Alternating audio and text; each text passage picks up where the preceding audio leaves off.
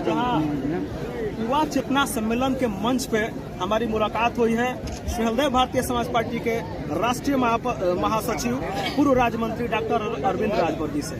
और मैं सबसे पहला सवाल आपसे करना चाहूंगा, क्योंकि आज आप युवाओं के कार्यक्रम में एक वीडियो वायरल हो रही है, आप देखिएगा। कनौज से एक लड़का अयोध्या के लिए चला था, 10वीं का स्टूडेंट है, ठंड के मौसम में चला था। ऐसे युवाओं के लिए आप क्या संदेश देना चाहेंगे? देखिए, इतिहास गवाह है, वो चाहे कोई क्षेत्र हो, और जब जब युवाओं ने मोर्चा संभाला है और अपने हाथ में मशाल लिया है और मानसिक परिवर्तन किया है, तो एक महापरिवर्तन का आगाज भी हुआ है। तो ये इंडिविजुअल हो या फिर पब्लिकली हो, बस एक विचारधारा है, एक अंदर की जो आत्मा है उसको जगाने की आवश्यकता है और एक कॉन्सेप्ट क्लियर करते हुए एक लक्ष्य का चयन करने की आवश्यकता है। जो लक्ष्य को चयन कर लेता है वो जरूर एक महापरिवर्तन का आगाज करेगा। लेकिन सर, उस लड़के की 10वीं की बोर्ड की परीक्षा थी और धर्म से जुड़कर अयोध्या जा रहा था। बोर्ड परीक्षा जरूरी है या अयोध्या जाना? देखिए, जरूरी दोनों है।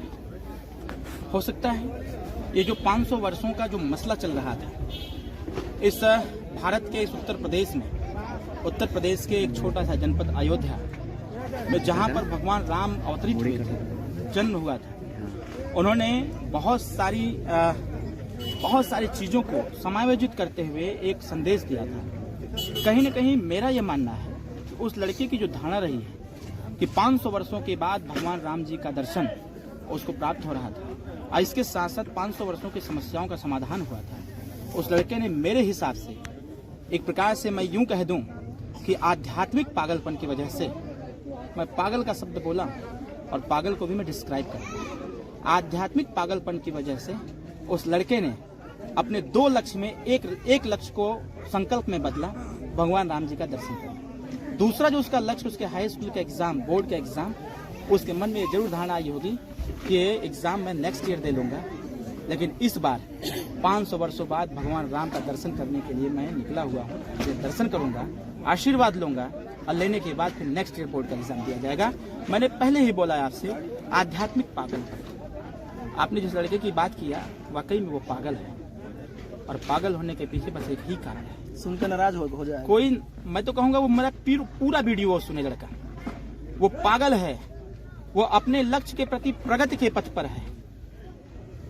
प मतलब होता है प्रगतिशील, ल मतलब होता है लक्ष्यशील, ग मतलब गतिशील और ल मतलब लक्ष्यशील।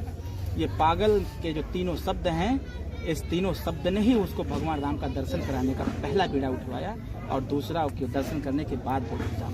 सर, धीरे धीरे जो लोकतंत्र है वो धर्म तंत्र की ओर बढ़ता जा रहा है। या तो ये कह लीजिए कि अब धर्म तंत्र के बिना आप लोकतंत्र को डिस्क्राइब भी नहीं कर सकते। क्या राय है? ऐसा नहीं है। ये देश संविधान से चल रहा है और संविधान इस चीज की कभी भी गवाही नहीं देता है कि यह संविधान किसी धर्म के ऊपर कुठाराघात करे या किसी धर्म पर ब्रेक लगाए। ये धर्म स्वतंत्र रूप से अपने अपने विचारधारा को मानने वाले लोग हैं, अपने अपने धर्म को मानने वाले लोग हैं। संविधान इस बात को कहता है। हाँ, ये जरूर है कि धर्म की भी रक्षा डॉक्टर B.R. अम्बेडकर साहब के द्वारा बनाया गया संविधान ही कर रहा है। तो ये दोनों एक दूसरे के पूरक हैं। बस समय बदला है, चक्र बदला है, नहीं तो व्यवस्थाएं जस की तस हैं। राजतांत्रिक व्यवस्था तब भी ऐसे ही सब आयोजन होते थे और उसके पहले भी जो व्यवस्थाएं थी तब भी होते थे। बस ये है, कालखंड बदल रहा है, समय का चक्र बदल रहा है, समय बदल रहा है और समय के अनुरूप और समय के अनुसार आवश्यकता है उत्पत्ति की जननी है। उस समय किसी दूसरे से, आज संविधान से देश चल रहा है और संविधान ही धर्म की भी रक्षा कर रहा है और संविधान ही अधर्म को भी उजागर कर रहा है। और जब अधर्म को उजागर कर रहा है तो संविधान के उन धाराओं के ही बल पर अधर्म पर धर्म का विजय भी लहराया जा रहा है।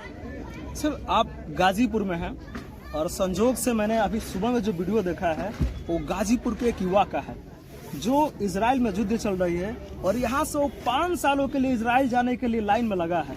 गाजीपुर के युवाओं के लिए क्या कहेंगे? क्या इस राम राज्य में उत्तर प्रदेश सरकार नौकरी युवाओं को नहीं दे पा रही है कि दूसरे देश जाना पड़ रहा है? देखिए, मैंने अभी मन से इसी बात को कहा, समस्या ये बहुत बड़ी है और इस समस्या को भगवान राम ने नहीं पैदा किया था। इस समस्या को उन लोगों ने पैदा किया जिन लोगों ने जनता का विश्वास लिया, जनता का विश्वास लिया, जनता से बहुमत लिया और जनता से मत लिया और ले करके इसी जनता को लात मार के भगा दिया। मैं एक अभी डायलॉग बोला हूं कि अपना काम बनता फाड़ में जाए जनता। आखिर इस देश में, इस प्रदेश में जब भी राजनेताओं की बात आती है तो इतिहास ये टकराने वालों का क्यों लिखा जाता है? ये टकराने वालों को ही क्यों पढ़ाया जाता है? ये भागने वालों को क्यों नहीं पढ़ाया जाता?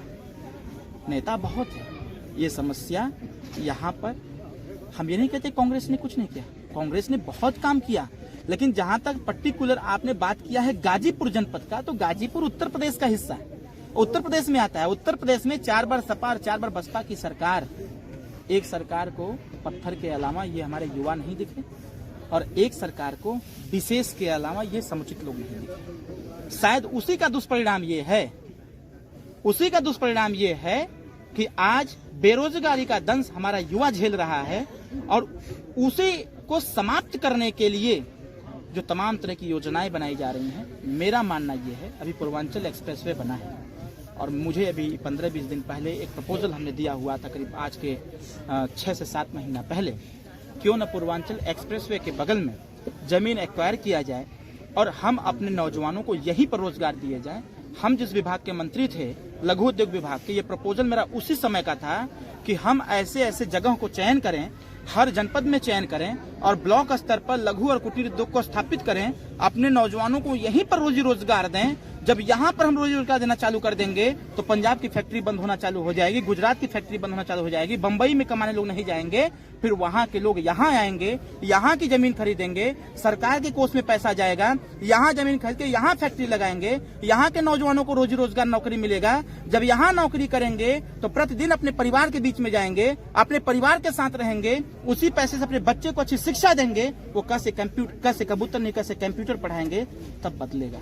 सर, मैं ये सवाल नहीं पूछूंगा कि नेताजी कब मंत्री बन रहा है, क्योंकि मीडिया पूछते पूछते तारीख पे तारीख। अब मैं पूछूंगा सर कि कब शपथ हो रहा है? शपथ किस चीज का? कैबिनेट मिनिस्टर बनने का। मैं शपथ लेता हूं, जब तक जीऊंगा तब तक अपने नौजवान माताओं, बहनों, बुजुर्गों की सेवा करता रहूंगा। मैं शपथ लेता हूं, जब तक जीऊंगा तब तक इनकी हिस्सेदारी, इनके भागीदारी, इनके न्याय के लिए लड़ता रहूंगा। मैं शपथ लेता हूं, जब तक जीऊंगा भारतीय संविधान के अनुसार अपने उत्तर प्रदेश और देश के नौजवानों के साथ खड़ा रहूंगा। सर, आप एनडीए के हिस्सा हैं, अब बताइए एनडीए से संतुष्ट हैं कि नहीं? फिर मैं शपथ लेता हूं, फिर मैं शपथ क्या लेते हैं? मैं स्वतः संतुष्ट हूं अपने कार्यों से। हम अपने आप में अपना कार्य करते हैं और मैं आपको मैं धन्यवाद देता हूं मित्र कि नेताजी के इस संघर्ष की देन है, इस हमारे जो नौजवान चेहरे हैं, इनके उस अंगूठे की देन है कि देश और प्रदेश की सरकार को माननीय नेताजी के सामने झुकना पड़ा और नेताजी की विचारधारा को लागू करना पड़ा। इससे बड़ा मंत्रालय क्या हो सकता है? एक मंत्री बनेंगे एक विभाग के लिए, लेकिन हम संपूर्ण विभाग को हिला के रख दिए हैं कि जो मैं बोल रहा हूं वो होना चाहिए। मैंने अभी मंच से 4-5 चीजें हमने बताया। अभी मैं मंत्री नहीं हूं, लेकिन माननीय मुख्यमंत्री जी से मिल करके बिजली बिल की समस्या पर हमने बात कर ली। माननीय मुख्यमंत्री जी से मिल करके हमने आयुष्मान कार्ड पर बात कर लिया। माननीय मुख्यमंत्री जी से मिल करके हमने गरीबों के राशन कार्ड पर बात कर लिया। माननीय मुख्यमंत्री से मिल करके हमने लघु और कुटीर उद्योग को स्थापित करने के लिए, मैं जानकारी आपको दे दूं, ये जो पूर्वांचल एक्सप्रेसवे बना हुआ है, पूर्वांचल एक्सप्रेसवे के दोनों साइड जहां भी जमीन एक्वायर की गई है, अब बाहर की कंपनियां आकर के यहाँ पर फैक्ट्री लगाएंगी और हमारे नौजवानों को नौकरी यहीं पर। सर, एक आखिरी सवाल, कर्पूरी ठाकुर जी को भारत सम्मान मिला है बीजेपी की ओर से, लेकिन इस बात की ना उनकी कोई राजनीतिक चर्चा हो रही है, ना उनके जीवन पर कोई चर्चा हो रही है। बड़ी चर्चा हो रही है दल बदलुओं की, उलट फेर की बिहार में। क्या असल में क्या है, आपने बिहार की चर्चा की। अभी मैं अपने प्रवक्ता साहब से चर्चा कर रहा था गाड़ी में कि आज थोड़ा मैं हाइपर भी हूँ। आज रात को मैंने एक पिक्चर देखा था। तो कौन सी पिक्चर थी, थोड़ा ये भी हम लोग बयान करें। वो पिक्चर एक अभी वेब सीरीज है महारानी करके। जब हमने उस पिक्चर को देखा, उस पिक्चर को देखने के बाद जब मैंने सुबह का न्यूज़ देखा कि आज नीतीश कुमार जी इस्तीफा दे रहे हैं, तो हमने कहा कि शायद ऐसे ही नेताओं की वजह से हमारे प्रदेश और देश के लोग परेशान हैं। सत्ता कब बदल जाए कोई नहीं जानता, लेकिन हम लोगों की जो इच्छा है, सत्ता के साथ साथ व्यवस्था में परिवर्तन होना चाहिए। आपने कर्पूरी ठाकुर साहब का नाम लिया, नाम लिया ना आपने, इसका नाम कांग्रेस ने कभी नहीं लिया था, सपा बसपा ने कभी नहीं लिया, वो सिर्फ आवश्यकता अनुसार चर्चा किए।